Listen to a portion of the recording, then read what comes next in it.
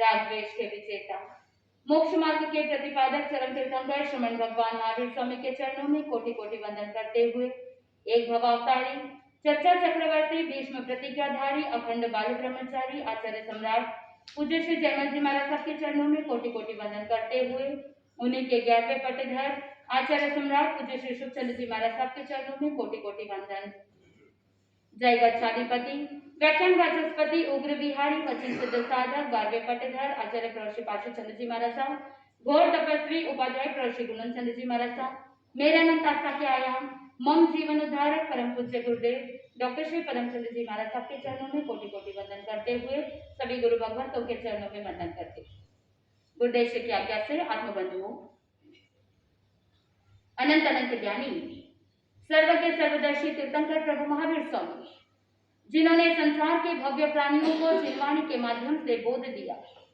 10वें कालिक सूत्र के 4थे अध्ययन के अंदर प्रभु महावीर स्वामी से प्रश्न किया जाता है, कहम चरे कहम चिते कहम मासे कहम सये कहम कुंजंतो भाषंतो पाव कमम न बंदही। अच्छा बंधुओं, कैसे चले, कैसे उठे, कैसे बैठे, कैसे सोए, कैसे खाए, कैसे पिए, किस तरह से कार्य करे, कैसे बोले जिससे पाप कर्म का बंध नहीं हो। आत्मबंधुओं, मनुष्य खाना खाता है लेकिन खाना खाता है उससे नहीं, पचाता है उससे वो बलवान बनता है।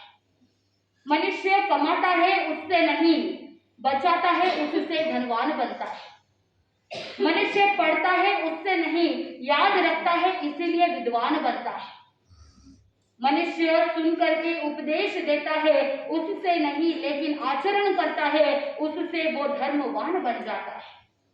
आत्मबंधुओं, आगम के अंदर भोजन को औषधि का शब्द दिया गया। ज्ञानी जन ने कहा कि भोजन को औषधि के समान, दवाई के समान उपयोग में लेना चाहिए। दवाई को आप जब लेते हो तो क्या करते हो, जिस समय जरूरत पड़ती है उस समय दवाई लेते हो।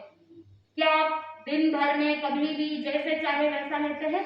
नहीं, दवाई को जब रिक्वायरमेंट हो, जब आवश्यकता हो, जब जरूरत हो तभी लेते हैं। साथ में बता दिया टाइम पीरियड, कितनी बार लेना है दिन में, 1 बार, 2 बार, 3 बार, जिस तरह की बीमारी होती है उसके अनुरूप दवाई का टाइम पीरियड होता है। और साथ में तीसरी बात बताई गई कि जब कोई व्यक्ति दवाई लेता है तो वहां पर डोज कितनी मात्रा में लेना है, कितनी बार लेना है, कितनी मात्रा में लेना है। ठीक उसी प्रकार भोजन को भी भगवान ने बताया कि भोजन भी औषधि के समान है, कि वहां पर निर्धारित करना होगा कि जब पेट में भूख लगे, जब क्षुधा के अंदर वेदना हो, जब पेट की मांग हो, उस समय क्या करना चाहिए, भोजन करना चाहिए। आजकल डॉक्टर्स भी कहते हैं कि दिन भर चलते नहीं रहना चाहिए, दिन भर खाते नहीं रहना चाहिए, जिस समय भूख लगे तभी क्या करो, भोजन करो। पहली बात है कि जब रिक्वायरमेंट हो, पेट के लिए आवश्यकता हो, उस समय भोजन करना। और कहा गया कि दिन भर में बार बार भोजन नहीं करते रहना, वहां पर आपको निर्धारित करना होगा कि दिन में 1 बार करना है, 2 बार करना है या 3 बार करना है। आपका शरीर किस तरह का है, आपके शरीर की तासीर कैसी है, आपको कैसे रिक्वायरमेंट होती है, कितनी बार लेना है, और साथ में बता दिया कि कितनी मात्रा में लेना है। भोजन उतना ही करो जितना आपका पाचन तंत्र पचा सके। ऐसा नहीं कि आपकी कोई फेवरेट सब्जी है तो आपकी खुराक है 2 रोटी, लेकिन आपने सोचा कि ये तो मेरी फेवरेट सब्जी है, इसीलिए आपने 2 की जगह कितनी खा ली, अरे बोल तो दीजिए, 2 की जगह 4 खा ली, 5 खा ली। फिर बाद में ज्ञानी जन कहते हैं कि जिस तरह से आग में रोटी पकती है, लेकिन वही आग में पकने वाली रोटी जल करके खाक हो जाती है अगर पकाने वाले ने सावधानी नहीं रखी। ठीक वैसे ही इस पेट को भोजन दिया और उस भोजन से पेट शांत होने वाला था, पेट की व्याधि शांत होने वाली थी, लेकिन खाने वाले ने ध्यान नहीं रखा, इसीलिए वही पेट क्या बन जाता है, अशांत बन जाता है। सही बात है। जब आप शादी ब्याह के लिए जाते हो, फंक्शन में जाते हो, तो आपने देखा कि फलान चंद जी ने 50 आइटम बनाए हैं, फलान चंद जी ने 100 आइटम बनाए हैं। आप आपको लगता है जितने भी आइटम बनाए हैं वो सब किसके लिए? अरे बोलो तो सही, किसके लिए बनाए? आप सोचते हो कि जितने भी आइटम बनाए हैं वो सब मेरे लिए ही बनाए हैं, तो आप एक काउंटर से दूसरा काउंटर ऐसे करते करते सभी काउंटर्स में जाकर के थोड़ा थोड़ा थोड़ा थोड़ा सभी को छक लेते, टेस्ट करते हैं। मानो कि आप कोई फूड इंस्पेक्टर हो और वहां जाकर के आप फूड को इंस्पेक्ट कर रहे हो, वहां पर खाने की परीक्षा कर रहे हो, वैसे सभी को टेस्ट कर लोगे। वहां पर आपने ध्यान नहीं दिया कि कौन सा विपरीत भोजन है, कौन सा आहार आपके शरीर के तासीर के खिलाफ है, कौन सा भोजन आपको नुकसान पहुंचा सकता है, कौन सा भोजन आपका वेट गेन करा सकता है, आपने ध्यान नहीं दिया। आप तो बस खाते गए, एक तरफ अपने दोस्तों के साथ बातें कर रहे हो, पर गपशप लड़ा रहे हो, और दूसरी तरफ पेट में हर एक चीज जा रही है। इससे क्या हो जाएगा? जो व्याधि को शांत करने वाला था, जो क्षुधा को शांत करने वाला था, वो ही क्या बन जाता है? अशांति का कारण बन जाता है।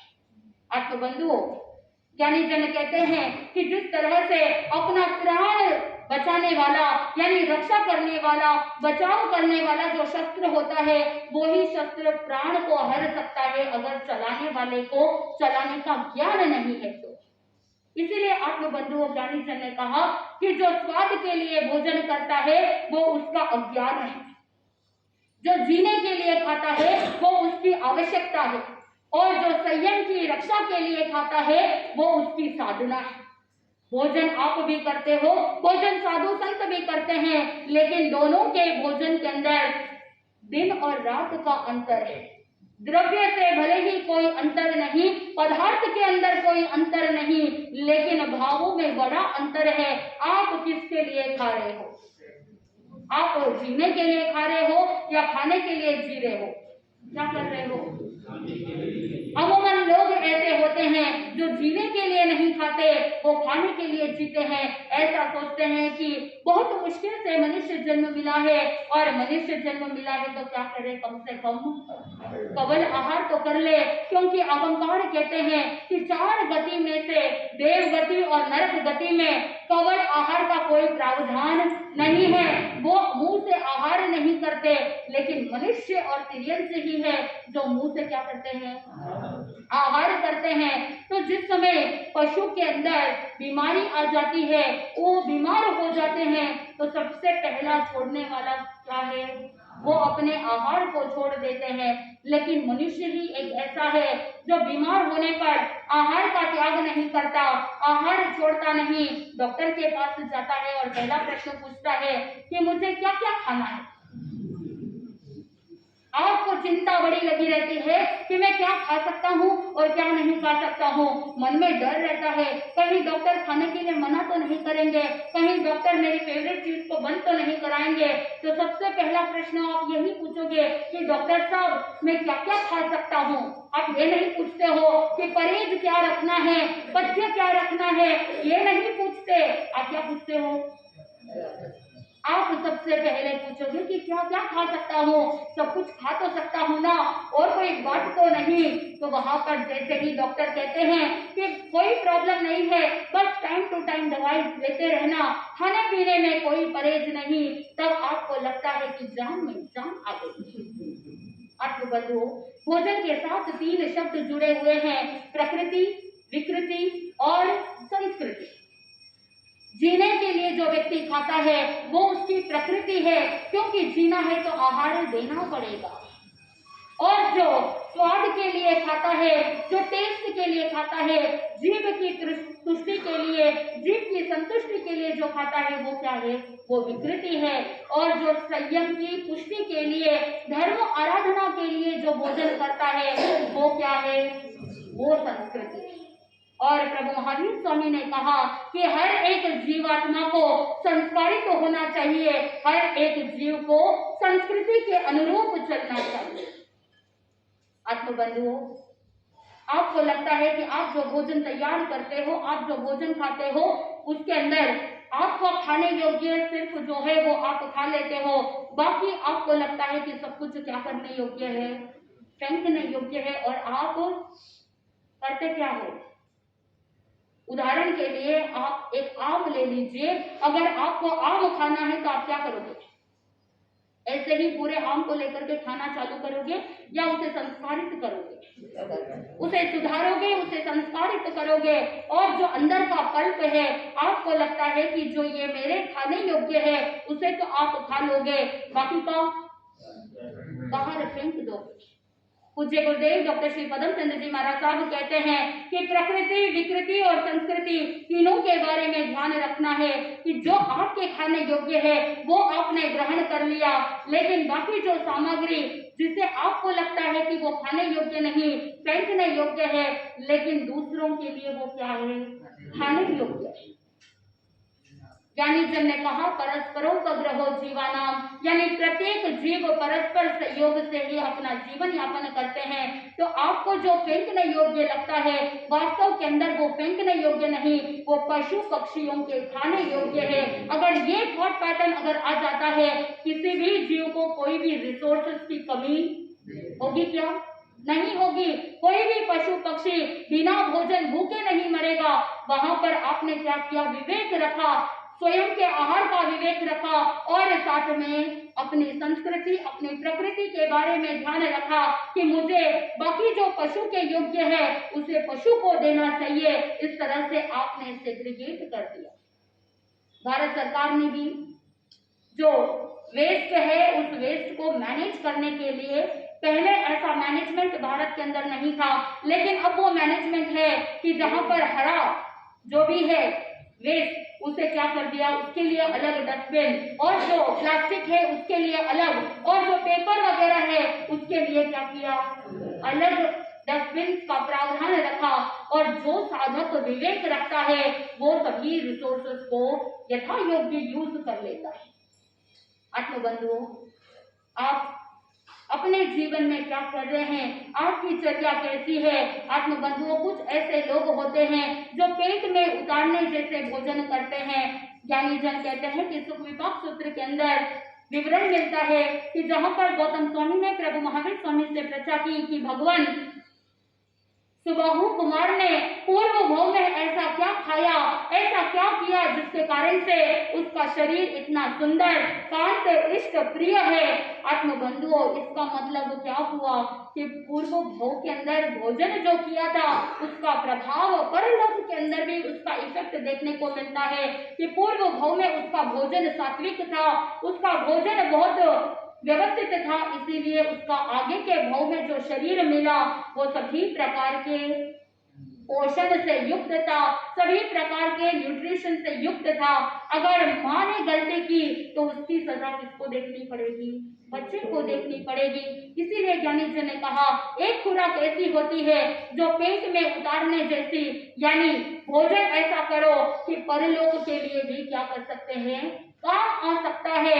यानी सदगति हो या दुर्गति, कहीं पर भी गमन करना है तो आहार जो किया हुआ है वो भी महत्वपूर्ण है, क्योंकि ये जीव जब एक गति से दूसरी गति में प्रस्थान करता है तो सबसे पहले वो ओज आहार को ग्रहण करता है, और वो ओज आहार जीवन पर्यंत तक रहता है। दूसरे प्रकार की खुराक है कि जहां पर चखने जैसी है, यानी जो जीने के लिए भोजन किया जाता है उसे क्या कहा?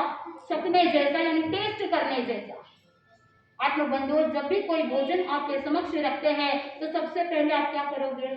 पहले टेस्ट करोगे आपके योग्य है या नहीं है। अगर कोई ब्लड प्रेशर का पेशेंट है तो पहले थोड़ा सा चख करके टेस्ट करके देखेंगे कहीं नमक तो ज्यादा नहीं, और उसके बाद ही वो क्या करेंगे? उसका उपयोग करेंगे। ठीक वैसे ही ज्ञानी जन ने कहा कि भोजन ऐसा करो कि आपका शरीर का स्वास्थ्य बराबर बना रहे, क्योंकि कहा जाता है कि जो भोजन खाते हैं उस भोजन को खा करके खोया भी जाता है, बोया भी जा सकता है और संजोया भी जा सकता है। आत्मबंधुओं, भगवान ऋषभ देव जिस समय संयम अंगीकार करते हैं तो निरंतर 400 दिन तक उनको साधु के अनुरूप आहार नहीं मिला, और उसी आहार की पुष्टि के लिए वहीं से 363 पाखंड के मत निकल गए। लेकिन ऋषभदेव भगवान अपनी साधना में इतने तल्लीन थे कि निरंतर अपने आत्म रमणता में आगे बढ़ते हुए 400 दिन तक आहार ग्रहण नहीं किया, क्योंकि उनके साधना के अनुरूप मिला नहीं। लेकिन जो साथ में दूसरे साधु संत थे वो शिथिल हो गए, उनकी क्षमता नहीं थी, सहन नहीं कर पाए, और इसीलिए उस आहार की पुष्टि के लिए कितने पाखंड मत निकल गए, 363। लेकिन कहा जाता है कि 400 दिन के पश्चात भगवान ऋषभ देव ने भी अपने संयम की सुरक्षा के लिए, अपने शरीर की सुरक्षा के लिए उन्होंने क्या किया, इक्षुर रस से पारणा किया। आत्मबंधुओं, तीसरे प्रकार की खुराक होती है जो थूकने जैसी होती है। ज्ञानीजन ने बताया कि अगर कोई ऐसा भोजन जो खाने योग्य नहीं है, जो बोगस आहार है, जो जंक है, वो कैसा है, वो बाहर फेंकने जैसा, थूकने जैसा है।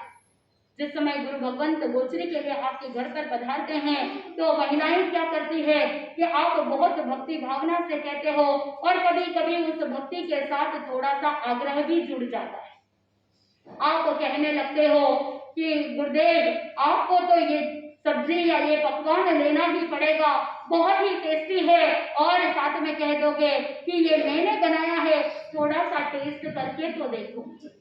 आत्मबंधुओं, ये किस प्रकार का भोजन है, जहां पर स्वाद के लिए भोजन किया जाता है, जहां पर ज्ञानीजन ने कहा ये थूकने जैसा भोजन है, यानी ग्रहण करने योग्य नहीं, कि जहां पर सिर्फ टेस्ट को देखा जाता है।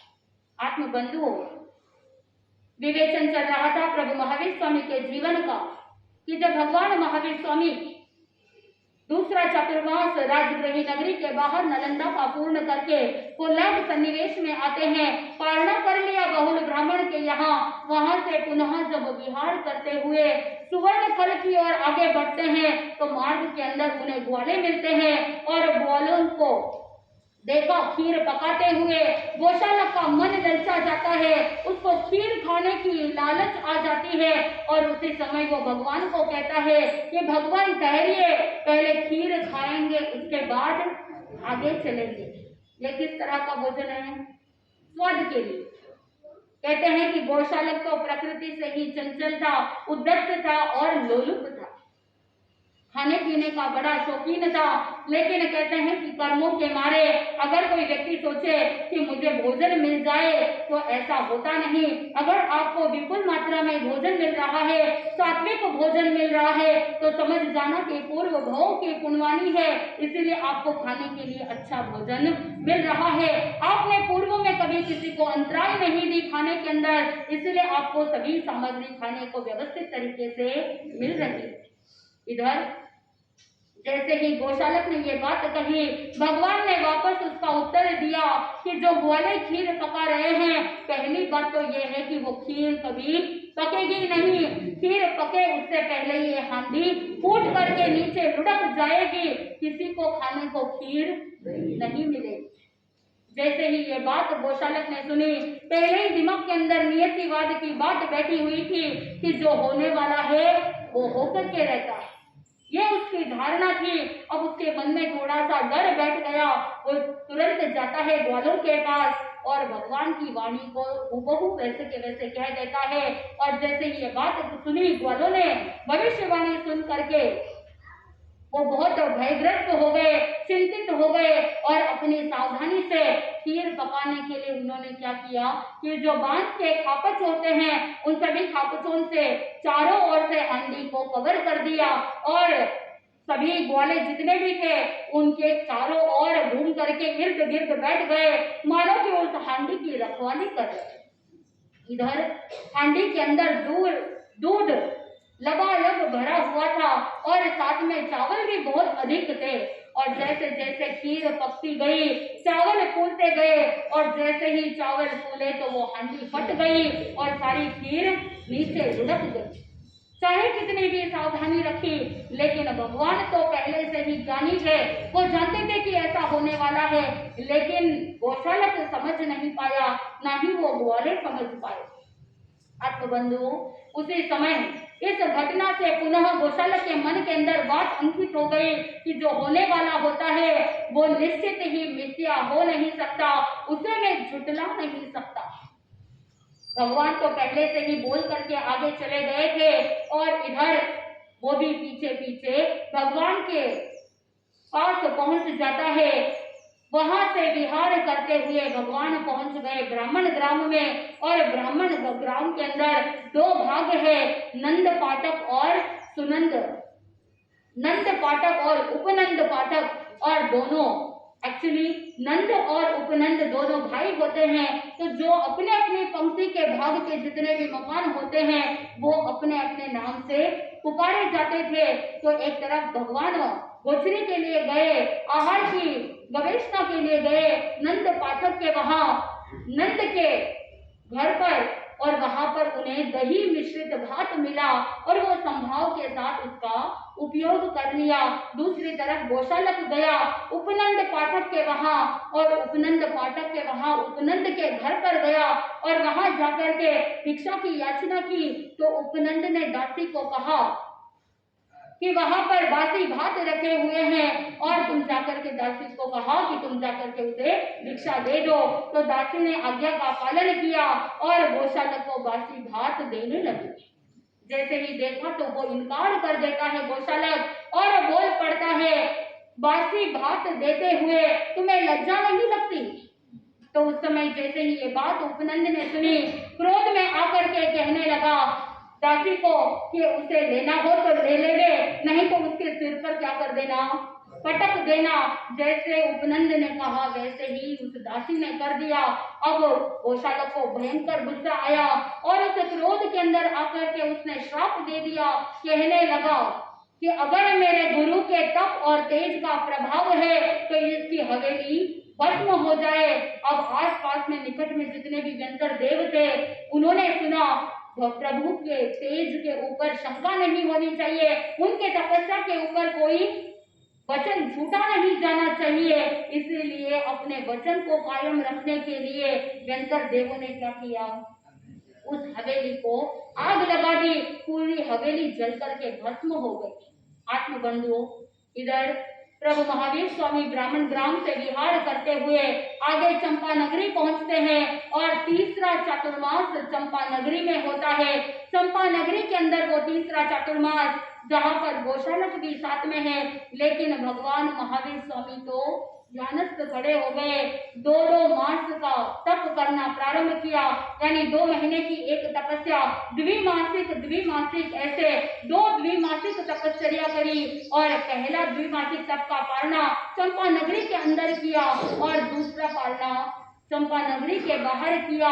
इस तरह से तीसरे चातुर्मास के अंदर प्रभु महावीर स्वामी ने द्विमासिक 2 तप किए और निरंतर अनेक प्रकार के आसन करते हुए ध्यान योग की साधना की। और जैसे ही चातुर्मास पूर्ण हुआ वहां से विहार करके कोलाय ग्राम में पहुंचते हैं। अब आगे चौथे चातुर्मास कहा होने वाला है और गौशालक किस तरह से उद्दंड मचाता है, गौशालक की अयोग्यता कैसे प्रकट होती है और गौशालक की पिटाई कैसे होती है, ऐसे कौन से कुकृत्य करता है और ऐसी कैसी अविवेकपन करता है जिसके कारण से गौशालक को बार बार पिटाई होती है, और कैसे उस अयोग्यता के कारण से वो प्रभु महावीर स्वामी से पृथक होता है, अलग हो जाता है। ये सारा वृतांत प्रसंग जैसे जैसे आप सुनेंगे आपके जीवन के अंदर भी आनंद की अनुभूति होगी। प्रभु महावीर स्वामी का संयमी जीवन बहुत तप त्याग के साथ था, निरंतर तप कर रहे थे। पहले चातुर्मास में 15-15 दिन के उपवास की तपस्या 8 की, और साथ में दूसरे चातुर्मास में 1-1 मास खमन, ऐसे 4 मास खमन किए, और तीसरे चातुर्मास में द्विमासिक 2 तप किए। इस तरह से क्रमशः तप की जो संख्या है, तप की तो जो तीव्रता है वो बढ़ती ही जा रही है और अपने कर्मों को बांटने के लिए निरंतर प्रयत्नशील है। आज पर्युषण का कौन सा दिवस, 5वां दिवस, और पर्युषण के अंदर आप निरंतर तप त्याग कर रहे हैं, जब जाप आदि साधना कर रहे हैं, तो आपके जीवन के अंदर भी एक लक्ष्य होना चाहिए कि संवत्सरी के दिन जो प्रतिक्रमण करने वाले हैं वो भाव सहित हो, उत्कृष्ट भावना के साथ हो, और साथ ही साथ आपको लक्ष्य रखना है कि मेरे जीवन में मुझे आगे बढ़ना है, तो मुझे अपने आगे के पूरे 1 साल के लिए कुछ लक्ष्य बनाना है, प्लानिंग करनी होगी। वैसे तो धन कमाने के लिए बहुत प्लानिंग करते हो, लेकिन धर्म आराधना के लिए भी थोड़ी सी प्लानिंग करो कि आने वाले वर्ष में मैं इतना इतना स्वाध्याय करूंगी, आने वाले वर्ष के अंदर इतना इतना मुझे कंटस्ट करना है। अगर प्रतिक्रमण नहीं आता है तो संकल्प कीजिए कि आने वाले अगले संवत्सरी से पहले पहले मैं अपना प्रतिक्रमण कंटस्ट कर लो। इस तरह से कुछ ना कुछ प्लान कीजिए, लक्ष्य बनाइए, तभी पर्युषण मनाना सार्थक हो सकता है, आनंद की अनुभूति हो सकती है। घड़ी के अंदर भी बहुत समय हो रहा है। इसी मंगल भावना के साथ आनंद ही आनंद बोले श्री जैन धर्म की।